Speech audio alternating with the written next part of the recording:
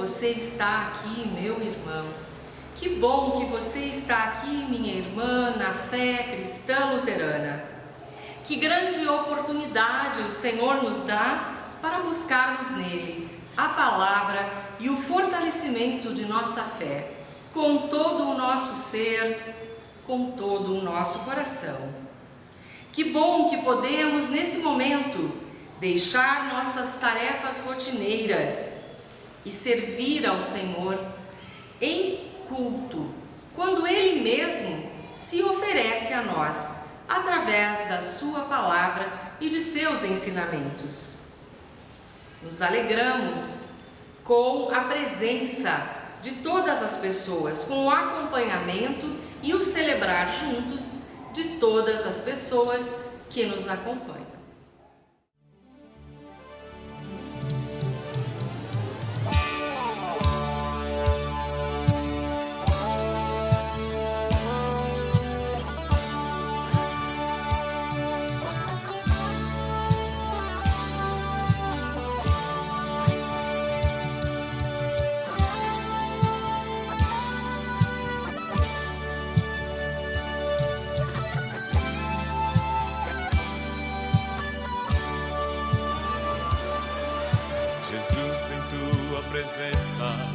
Reunimos-nos aqui, contemplamos tua face e rendemos-nos a ti, pois um dia a tua morte trouxe vida a todos nós e nos deu completo acesso ao coração do Pai.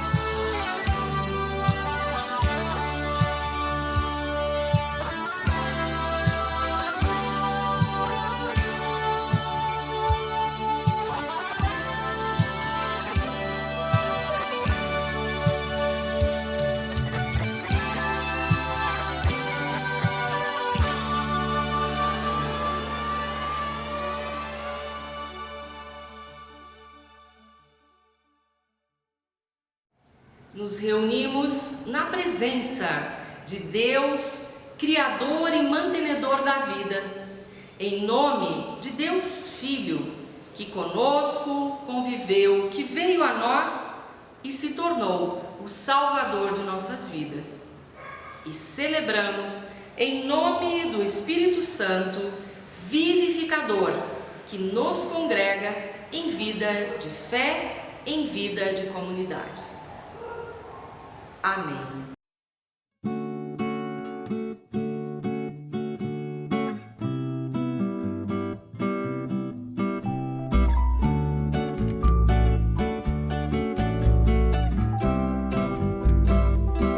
Eu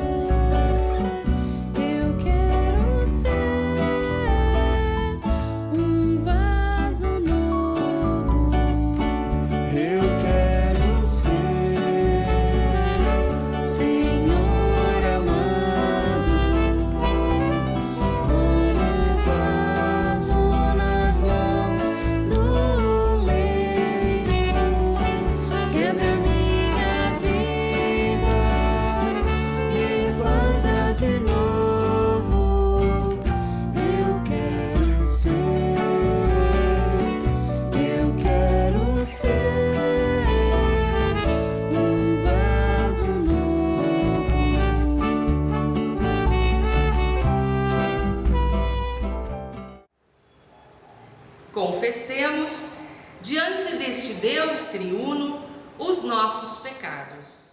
Bondoso e amado Senhor, somos-te gratas e gratos por nos acolheres como tuas filhas e filhos, e mais do que isso, filhas amadas, filhos amados por ti, mesmo que não mereçamos tamanha graça.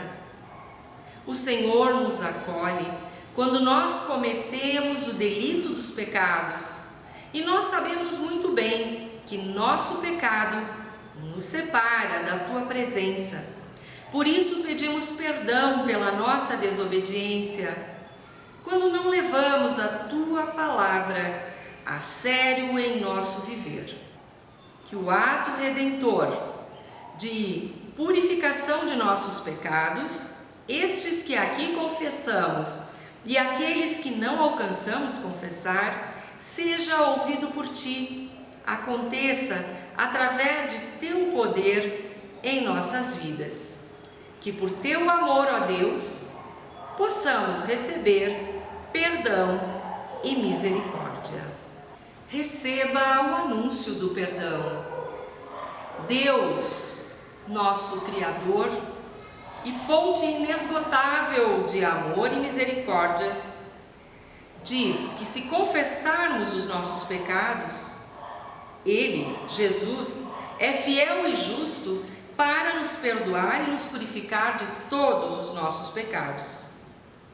Vinde a mim, todos vocês que estão cansados e sobrecarregados, ou sobrecarregadas, que lhes darei alívio. E isso está escrito e foi dito por nosso Senhor Jesus Cristo no Evangelho de Mateus. Vinde a mim, toda a pessoa que estiver cansada e sobrecarregada, que eu darei alívio. Assim, agradecemos porque recebemos de Deus o perdão pela graça e pela misericórdia de Deus. Assim também, neste momento, nós oramos. Ó Senhor Deus Todo-Poderoso, grande é teu amor e tua misericórdia. Obrigada, Senhor Deus, pela tua fidelidade sem fim e por tua imensa, infinita compaixão. Obrigada porque nos entregaste teu amado Filho por nós. Acompanha a caminhada do teu povo, para que não nos esqueçamos do teu agir em nosso favor. Fortalece-nos com tua mão forte e amorosa. Ajuda-nos a ouvir e acolher a tua palavra, colocando-a em prática. Fortaleça-nos no amor e orienta-nos nos caminhos a seguir.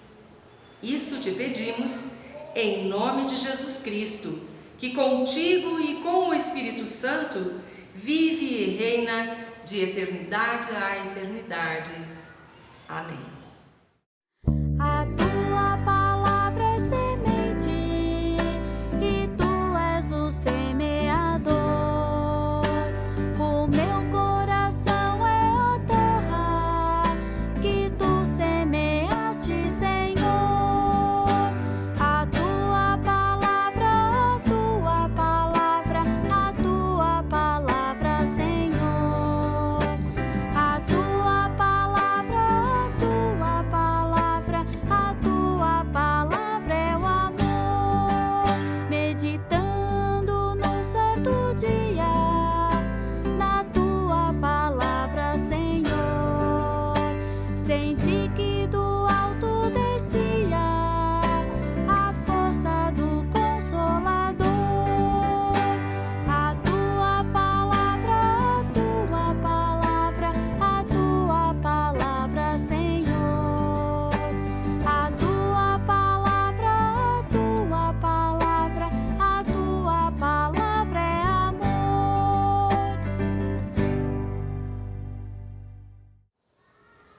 Lâmpada para nossos pés é a palavra de Deus e luz para o nosso caminhar. Sob esta palavra, passamos a ler a leitura bíblica prevista para hoje, para nos trazer a reflexão Palavra bíblica esta que se encontra no Evangelho de Marcos, capítulo 10, os versículos 2 a 12. Marcos 10, 2 a 12. Alguns fariseus, querendo conseguir uma prova contra ele, perguntaram: de acordo com a nossa lei, um homem pode mandar embora a sua esposa? Jesus respondeu com esta pergunta: o que foi que Moisés mandou? Eles responderam: Moisés permitiu ao homem dar à sua esposa um documento de divórcio e mandá-la embora. Então Jesus disse: Moisés escreveu esse mandamento para vocês por causa da dureza do coração de vocês. Mas no começo, quando foram criadas todas as coisas, foi dito: Deus os fez homem e mulher. Por isso o homem deixa o seu pai e a sua mãe para se unir com sua mulher. E os dois se tornam uma só pessoa. Assim já não são duas pessoas, mas uma só. Portanto, que ninguém separe o que Deus uniu. Quando já estavam em casa, os discípulos tornaram a fazer perguntas sobre esse assunto. E Jesus respondeu: o homem que mandar a sua esposa embora e casar com outra mulher estará cometendo adultério contra sua esposa. E se a mulher mandar o seu marido embora e se casar com outro homem, ela também estará cometendo adultério. Até aqui a palavra bíblica. Querida comunidade, queridos irmãos, queridas irmãs, há assuntos difíceis com os quais algumas pessoas até preferem não se envolver. E esse assunto que nos é trazido hoje pelo evangelista Marcos é um desses assuntos. Porém, não seria este assunto urgente e necessário em nossas comunidades? Os dados do IBGE informam que, em cada 3 casamentos, um termina em divórcio. A média de duração do casamento civil era de 14 anos em 2017. O aumento significativo de divórcios judiciais com sentença de guarda compartilhada mostra que filhas e filhos não são empecilhos para uma separação conjugal, para o divórcio. Filhos e filhas não mais forçam ou não mais são elementos que organizam naturalmente um relacionamento de par. Também sabemos que, para com a mulher, continua sendo, em geral, a responsabilidade pela guarda das crianças, dos filhos, das filhas. Em geral, a mulher continua sendo a principal responsável pela guarda dos filhos e filhas. Algo quase que naturalizado no sistema judiciário brasileiro. Muitas vezes, o pai, a figura paterna, precisa provar e comprovar a sua capacidade de responder pela guarda das crianças. O que temos a pensar sobre tudo isso? Isso nos é afeto enquanto comunidade de fé, comunidade cristã de confissão luterana? A maior parte das famílias hoje também se constitui como famílias mosaico. Famílias que provém de casamentos rompidos, uniões rompidas e uma nova constituição familiar. Quando não, famílias monoparentais. Fato é que, por vezes, o estar juntos no casamento significa não pouco sofrimento. Fato é que, por vezes, o estar num relacionamento de par significa anulação de uma pessoa em relação à outra. Muitas e muitas vezes significa anular-se diante da outra pessoa, o que resulta em grande sofrimento, em frustrações, em tristezas e, o pior, em violências. O casamento é sim uma dádiva divina, não podemos negar. O casamento, a vida de par, é uma dádiva divina. Por tal realidade, podemos ser gratos e gratas. Porém, esta dádiva divina não tolera relações baseadas em sujeição, violência e exploração de uma pessoa para com a outra. Bem sabemos nós que a realidade do divórcio está presente em muitas famílias, trazendo sentimentos difíceis, solidão, sentimento de rejeição, um profundo senso de ter falhado neste projeto de vida. Muitas pessoas perdem a autoestima numa situação de separação. Muita gente recebe severas críticas de familiares e também, por que não dizer, da sociedade. Há problemas com a equalização na educação dos filhos e das filhas. E também, como sabemos, muitos outros dilemas. O sofrimento pode até ser maior do que a separação por morte da pessoa cônjuge, pois se postergam determinadas decisões e situações que trazem angústias e geram dúvidas sobre a possibilidade de retorno à relação. Em uma sociedade em que as pessoas casam pensando em se separar, que também é o que vemos hoje, e uma sociedade que tem como característica o individualismo, é preciso trabalhar este tema comunitariamente. Precisamos desenvolver profunda empatia por quem está na travessia de uma situação conjugal para talvez uma nova situação. Precisamos enfatizar a seriedade da vida de par e dessa escolha, mas também desprivatizarmos essa situação e trazermos à luz, com liberdade e responsabilidade, as situações de sofrimento que muitas vezes perpassam a vida de par. As pessoas se casam e tudo o que elas passam se torna privativo. Nem mesmo muitas vezes as testemunhas, que comumente chamamos de padrinhos e madrinhas do casamento, nem mesmo essas pessoas interagem com aquele relacionamento de par, fortalecendo-o, aconselhando, ouvindo e acolhendo os sofrimentos da caminhada de par.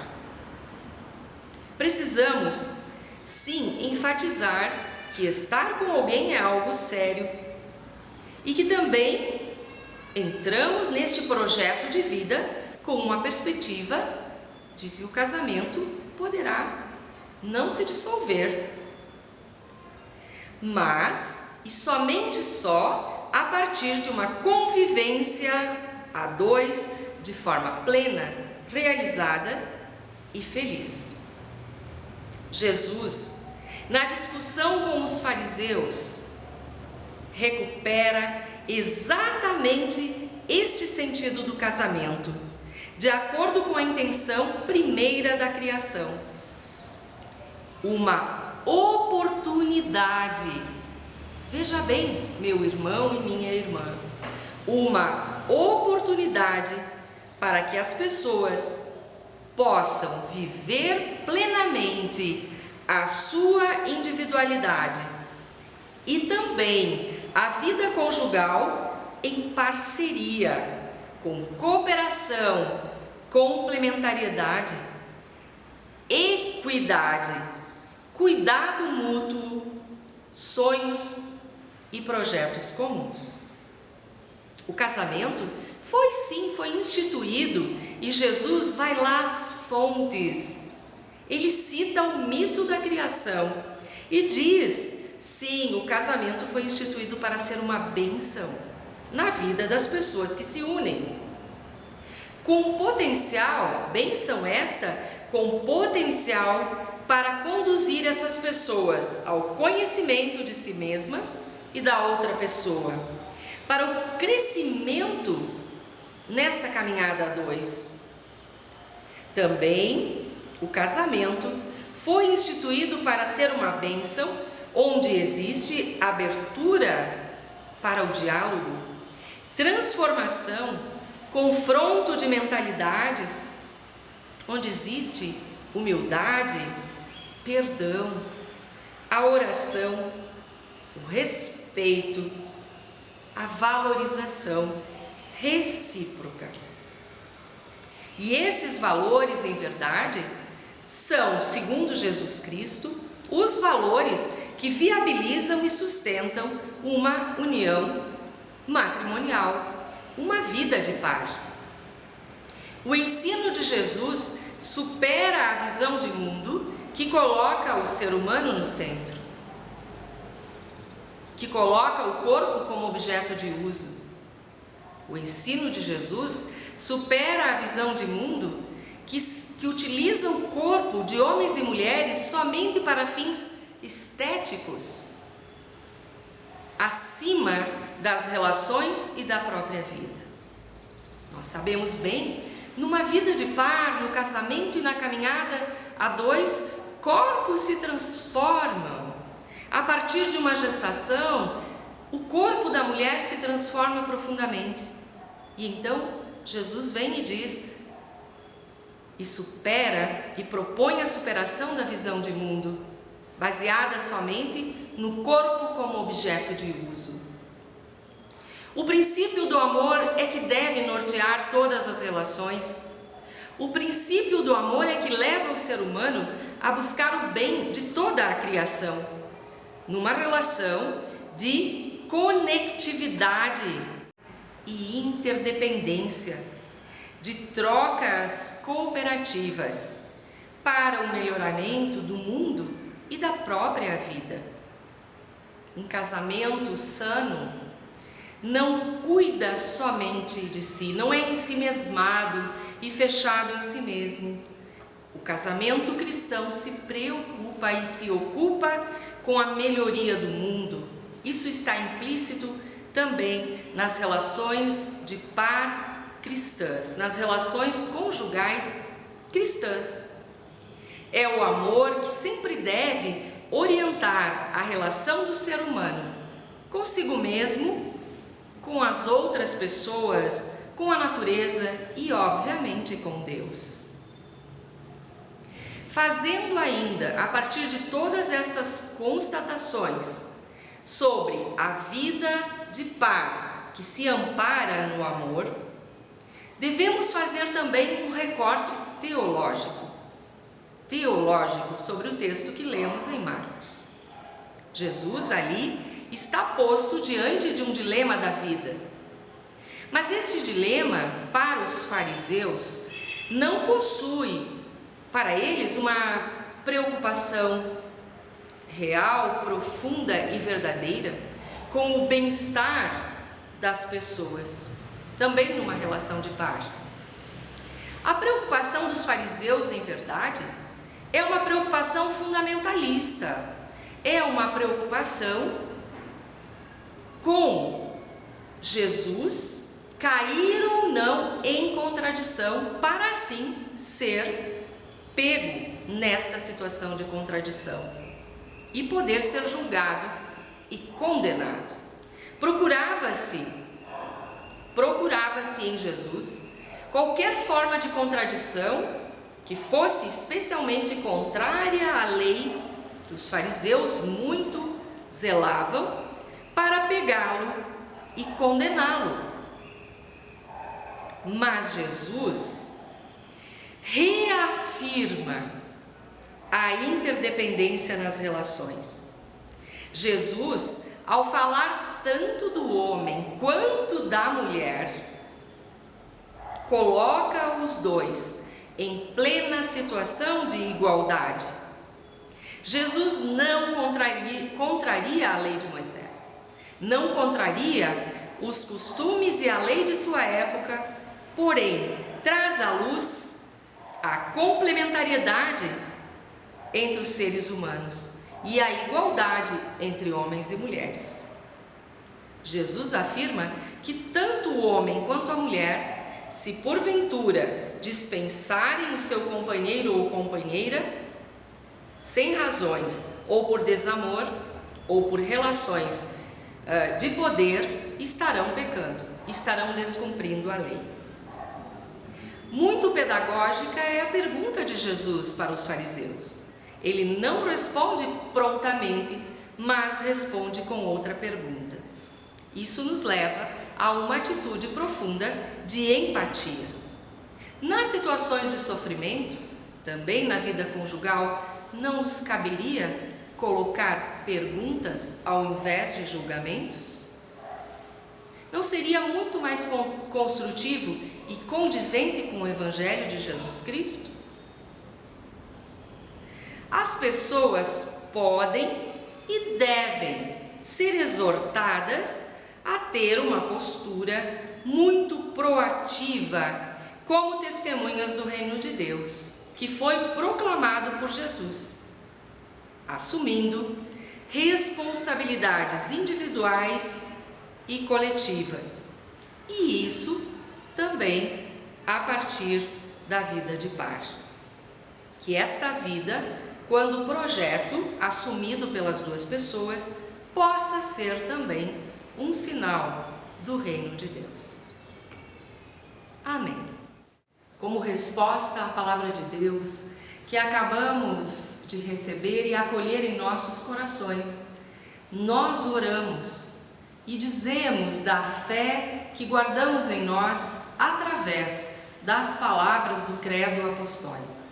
Assim confessamos: creio em Deus Pai Todo-Poderoso, Criador do céu e da terra, e em Jesus Cristo, seu Filho unigênito, nosso Senhor, o qual foi concebido pelo Espírito Santo, nasceu da Virgem Maria, padeceu sob o poder de Pôncio Pilatos, foi crucificado, morto e sepultado, desceu ao mundo dos mortos, ressuscitou no terceiro dia, subiu ao céu e está sentado à direita de Deus Pai Todo-Poderoso, de onde virá para julgar os vivos e os mortos.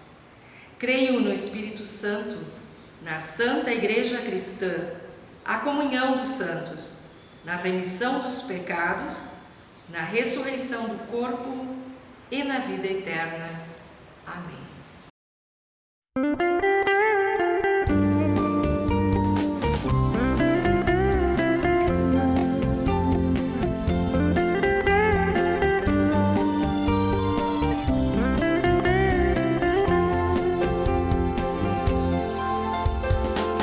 Os que confiam no Senhor são como um monte de Sião. Os que confiam no Senhor são como um monte de Sião. Firmes para sempre permanecem, firmes para sempre no Senhor, firmes para sempre no Evangelho, firmes para sempre no amor. Os que confiam no Senhor, os que confiam no Senhor.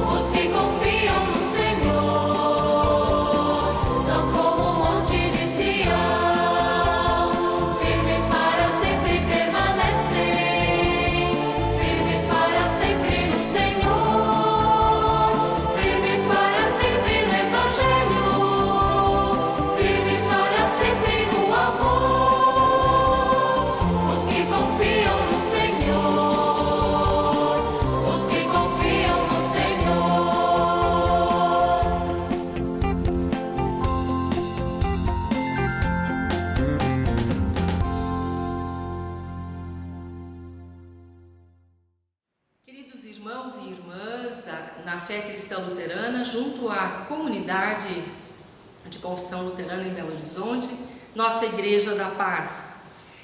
Informamos nesse momento que os cultos já estão plenamente liberados para a presença de quem desejar celebrar presencialmente na igreja.